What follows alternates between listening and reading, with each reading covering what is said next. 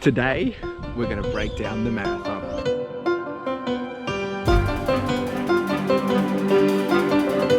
Good morning and welcome to my channel. CLFurlong here. This channel is all about running and lifestyle, and if that's something you are interested in, well, hit that subscription button. Today, it's Tuesday, it is sunny, it's actually quite nippy. That wind coming on me right now is very cold. I'm feeling good, I'm feeling excited, and I'm actually a little nervous because today we're gonna break down the marathon. We're gonna do that marathon recap. I've had a lot of people asking questions, or, you know, how do you think it went, or what do you think went wrong, or there's been a lot to just go through, and, you know, I've had a good week and a bit to really just, I guess, reflect and think about and chat with others and just really digest the entirety of that backyard marathon. And, you know, there's a whole bunch of things which I've tried to really make sure I look at it from a holistic view, and I didn't want to, I feel like I make excuses when I start breaking things down, or what went wrong, or what didn't go as planned and all that, and I don't think it's about excuses. I think what I want to really do for you guys is break down, you know, the elements or the lessons learned or the takeaways from this. And, you know, there's always going to be improvements, whether you get a perfect time or you don't get a good time, and I'm going to go through that today. We're going to break it down. We will get into the stats, we will do all that. So that's what this video is all about, breaking down a backyard marathon. But first, we're going to go for a run. We are going to get out, probably do between 3 and 5k. We'll see how we go. I've just been, you know, still feeling a few things here and there, so just playing it by ear, and hopefully it won't be too bad. Well, actually, I don't think it'll be bad at all. I do need a shave, that's for sure. It's nippy, it's cold, but it's good. I'm feeling good. I'm actually a bit emotional with this run, just because I'm going to be reflecting on the actual marathon while running, because I know that I'll be thinking about it before I actually talk about it a bit more as well. So I'm just, yeah. Anyway, let's get out and run. Let's do it, and I'll see you out there.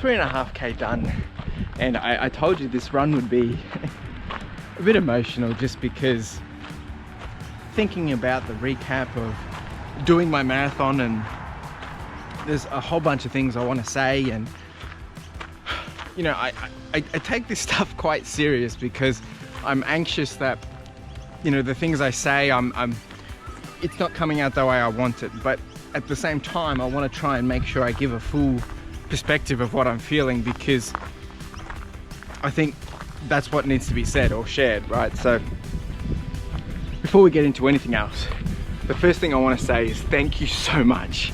It's I'm just totally overwhelmed with the encouragement, the support, the comments, the questions, just everything. I mean, through this entire journey of the marathon. But, you know, releasing that video of the backyard marathon, it was, I mean, I know it was raw, it was deep, there was a lot there, and for those that watched a bit of it, for those that watched the whole thing, I appreciate it. And there was a whole bunch of you that sent me some nice messages, gave me a call, and it's very overwhelming. So I appreciate it so much. Thank you so much. It's I mean, yes, I'm doing all this for me to grow, but at the same time I love being able to do this to give back to you guys, right? And to share that journey and help you see what I see and help you try and feel what I feel. So thank you. I can't say it enough. Thank you. All right, so I've pulled up a little tight, little sore. My Achilles and heels were a bit tight, so I decided not to do the 5K and just do 3K, 3.5. However, you know, the first K I was definitely just speedy stuff because I was just in the vibe. I was just in the vibe. So I just wanted to make the most of it. But you know, I'm still in recovery. I need to be super careful that I'm not overdoing things.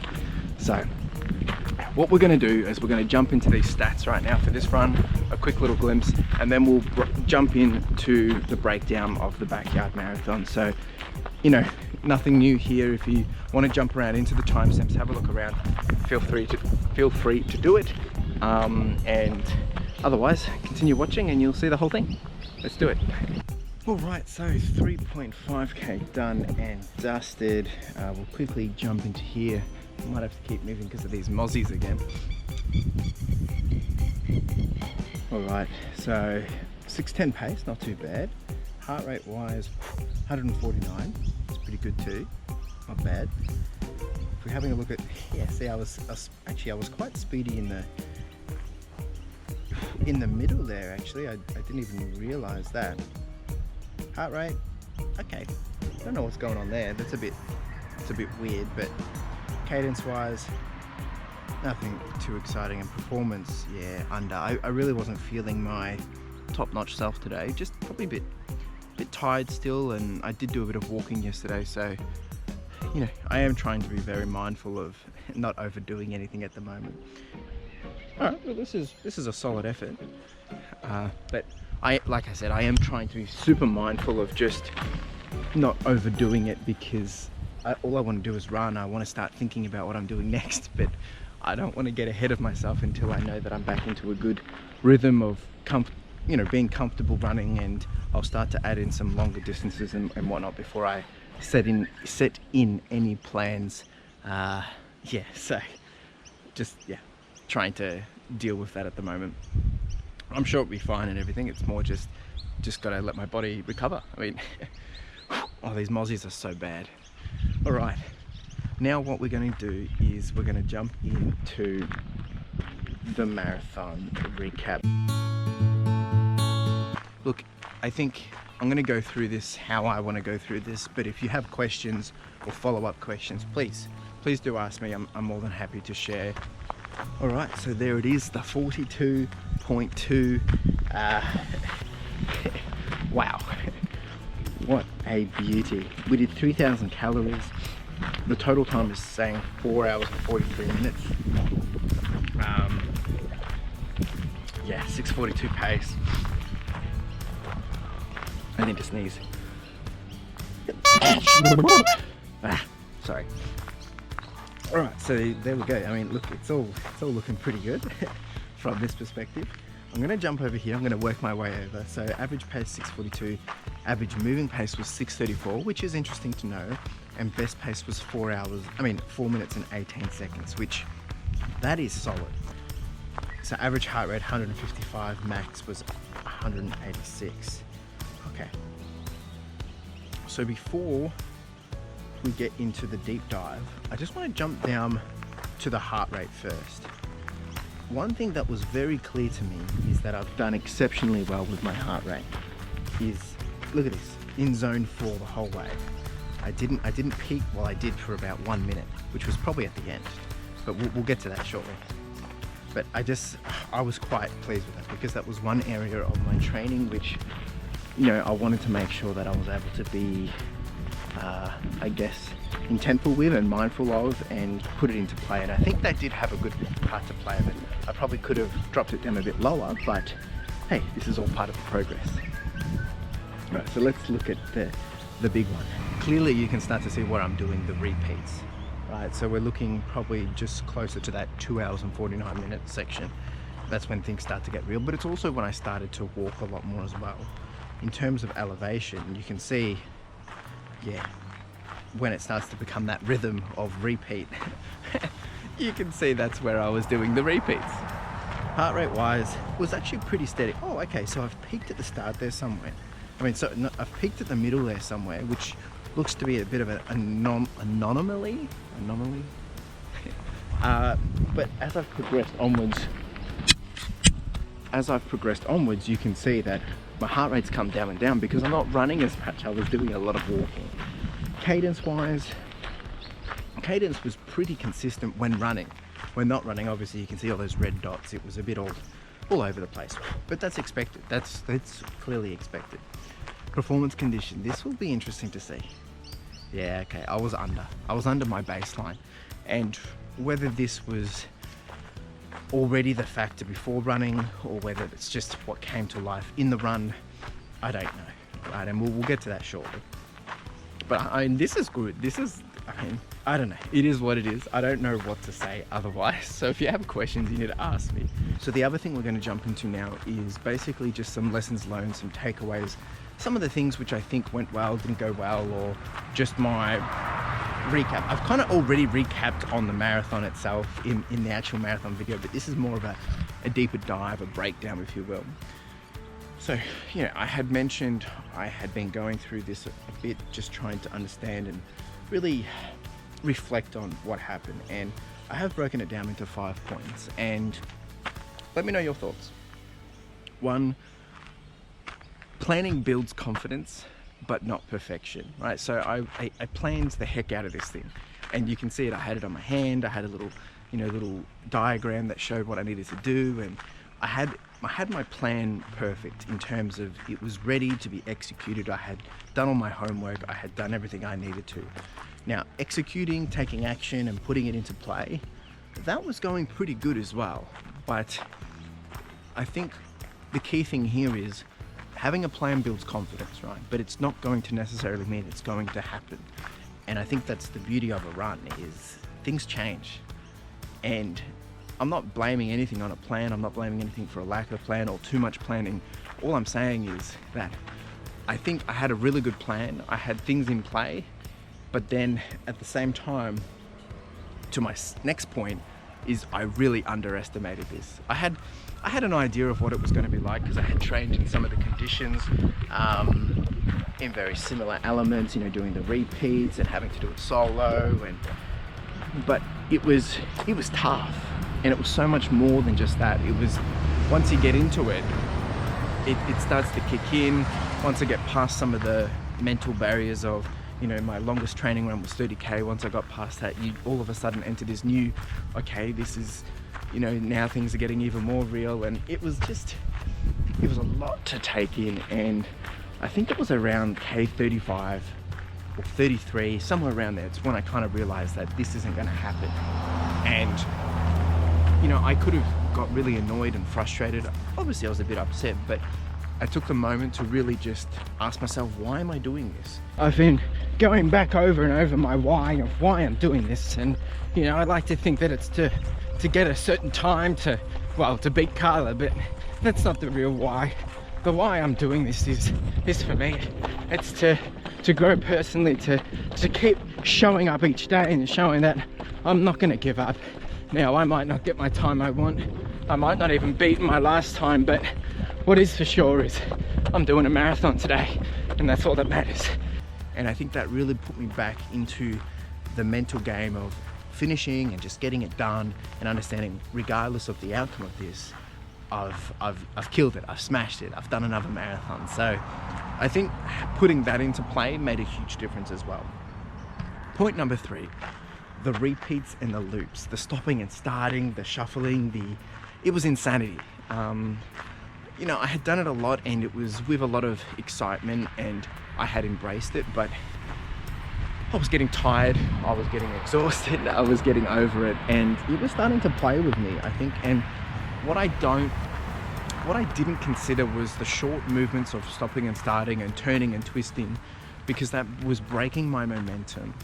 It was really cutting into me at small amounts. But if you think about every time I had to do that turnaround, you know, whether it's 5 or 15 seconds of just momentum lost, it adds up over 58 loops. So I think that was a huge factor, which I didn't really consider. I thought it was going to be, yeah, I'll be fine, I'll be able to do it just with the music and stuff, which no, I was not able to. So look, it did pretty good. There was a few highs and lows. I mean, there's a bit of elevation in these loops, but it was, yeah, it was tougher than I expected. Number 4 is race day vibes. This was, yeah, something else I missed, and a lot of it I try to, you know, kind of envision and put in my head and just, you know, pretend that people are around, and you try and boost your morale, but not having, I mean, a race day is always exciting, and I was feeling a bit nervous, you're feeling a bit tense or whatever, but, you know, not having that atmosphere, the on-course entertainment, you know, 5,000-6,000 other people running with you, yeah, that made a huge difference. I mean, having my family come out, my mum, my dad and nephews and everyone that came out and helped and supported, and I even had a call from Sean Sticks, you know, all that did boost me. It was much needed, but it's the stuff on track, on course that you see that is spontaneous. You see a band, or you see other people, or you see fellow runners, and that was not there. That, I think that had a huge factor to play with keeping me moving, keeping me, you know, with the momentum that I needed. But once again, one factor which I didn't really have anything I could do. It was out of my control. And the 5th one was nutrition and fueling. I definitely know I've stuffed up here because my training plans worked, and they did, because my training runs worked and I didn't have any issues with the fueling and all that. I figured, well, race day it was going to be fine, but race day was a beast.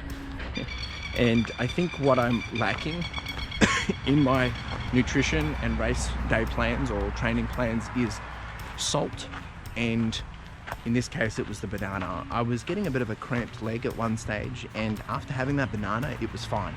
It shot up, it was all good.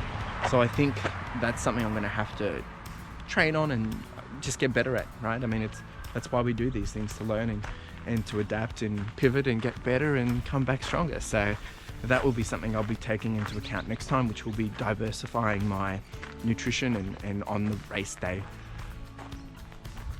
Diversifying my nutrition on race day. That's what I meant to say. I think a few other points to mention is I'm happy with the result, right? And I think that's very clear. I'm very happy with the time based on the circumstances, and I'm proud of myself for pushing through all this, because it wasn't easy, and I think the video really does tell that story well, and that's what everyone's been telling me as well. So I wanted to make sure that video reflected that at the best way possible. These Mozzies are just getting ridiculous, and I think it wasn't just on the race day, but having to adapt through the entire training plan, you know, with, you know, lockdowns and different things. I wasn't able to run with my girlfriend, and there were so many elements which I had to keep just, you know, adapting to. I'm proud that I've been able to push through this and not give up. It's been a journey, that's for sure. I've grown mentally, physically, emotionally, and that in itself is just worth every single moment of it. And now to start thinking about the next one, right? I mean, that's what we do as runners. We go through the motions of it was tough, it was hard, why am I doing this? But by the time you finish, you're like, okay, and now it's like, okay, when's the next one? So that's for another video. All right, so we got a whole bunch of questions, and I do apologize if I've missed any, but I've tried to pull these all together. So from Strava, I had a question from Mr. L. He's asked, what's been my biggest takeaway from the marathon journey?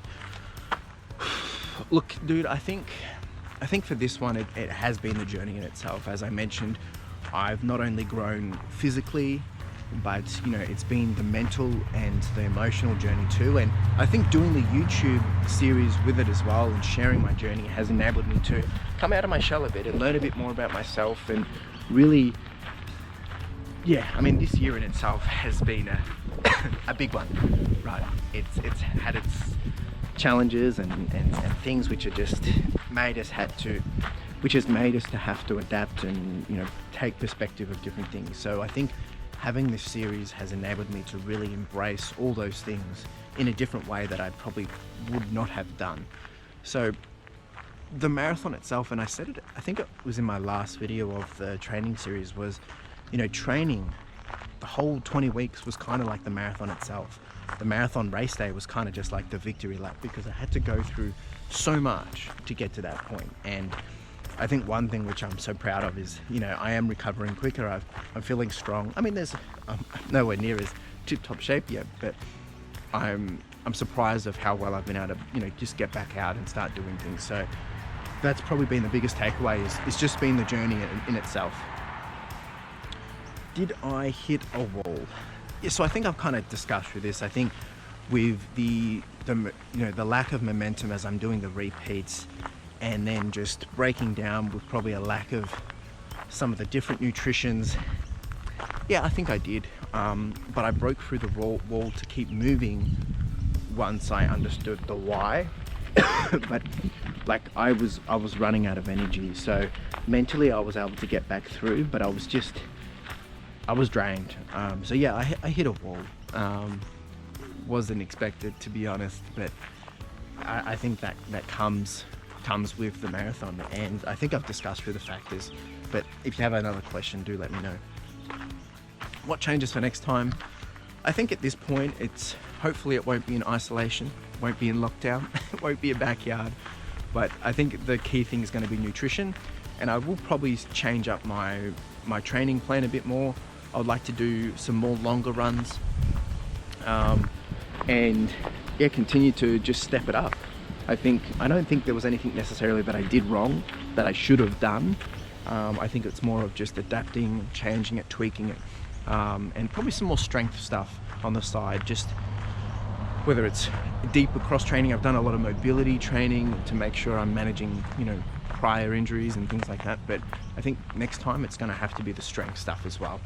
Sean Sticks asked, will I be using Nike Run Club for my next training plan? And he gave some suggestions. To be honest, no, I want to try something different. I would like to try the Garmin. I'd like to try a few different things. So when I get to that point, I'll be more than happy to share, of course. Clint is a tall runner. He asked me, did I make myself a shirt or a medal? No, I didn't. I did have a sneakers bar afterwards and celebrated with some nice foods, but I will be getting a marathon medal from New York Virtual Marathon, so that will be coming in, I guess, probably a few weeks, 12 weeks or so. So yeah, but yes, thank you very much, mate, really appreciate it. Next one is from Olivia Lawson. She asked, out of curiosity, what's the temperature in Melbourne now? So we are in the middle of spring. It's meant to be around 20 to 30 degrees, but we've been hitting between 13s and 17s, so it's still quite cool considering where we are in the time of the year. So but there was good conditions for the marathon. It was good. It was about 14 degrees. Maximize your life, you know, he's just asking about, he didn't realize the numbers here in Australia were so bad. To be honest, the numbers aren't too bad here of why we're still in lockdown, but some good news is it looks like we're coming out of lockdown later this week, which I'll chat about once it's actually happened, and hopefully things will start to open up again. So we actually had our first 0 day of 0 cases, 0 deaths, and that was yesterday, so first time since June. So it's good stuff. Next question was from, I hope I say your name right, Rodris. I apologize. So he's asked, did you run the whole marathon holding my camera in my hand, and how did my arm end up? So because I'm using a selfie stick, I can, you know, basically make it extend or come down, so it's not like this the whole way.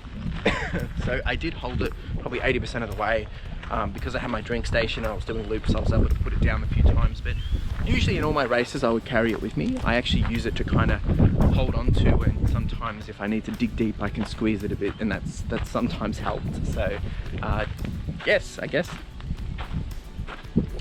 Alright, that's all the questions I have had so far, and if there's more, maybe I'll have to do a follow-up session. But look, I hope this has given some level of insight, some level of justice. I mean, I do feel a little rushed in doing this, and I've been a bit thrown off because the video stopped recording while I was doing it. But I think the key thing here is that if you want to do a marathon, you got to put the work in, you got to put the training in, you got to do the steps to do it, right? It's not going to just happen like that. Now, I know this because now I've done 2 and they're almost exactly the same in terms of time. Different scenarios, but that's the thing. Every marathon you do is going to be different. But I think the clear thing that I want to say to anyone, is that if you do a marathon, it's a marathon. and that is good enough. Whether you get a good time, a bad time, whatever it is, you've done great, you've done a marathon, and I think that's the takeaway here. You can't compare yourself to someone else who has different situations, who's more further on the timeline or whatever. We are all different, we're all unique, and there's always going to be an opportunity to do another one, and how that plays out will always be different as well. So people have said I don't need to be so hard on myself. Look, I don't want to be thinking that I'm being hard on myself. I'm trying to be realistic as well, in the sense that there was a lot of things here which I know I could have done better, and there's a lot of things here which I had no control over either. And I think it's the combination of those two things, and trying to juggle them and identify them, is what's made this so much more of a journey, a challenge, and well, it's a backyard marathon. So thanks for being here, really do appreciate it. Let me know if you do have questions or any follow-up things, more than happy to answer. Let me know what you thought about this video, leave a comment below. Really do appreciate everything that's happening at the moment in terms of you guys jumping on here, subscribing, liking, commenting. It's been super great. I'm super grateful, but it's been super great as well, and I really do appreciate it. So just want to say thank you again. I'm gonna go have some breakfast. I've been eaten alive by mozzies. Plenty more videos to come, so don't go anywhere. Stick around. If you haven't hit that subscription button, make sure you do. If you're not new here but you've been here for a while, hit that bell button as well, because that will notify you when my videos come out, and hopefully they'll be a bit more regular than just a weekly video. Alright, so that's it from me. Make sure you like, subscribe, comment, do the whole shebang, and hustle. Ciao!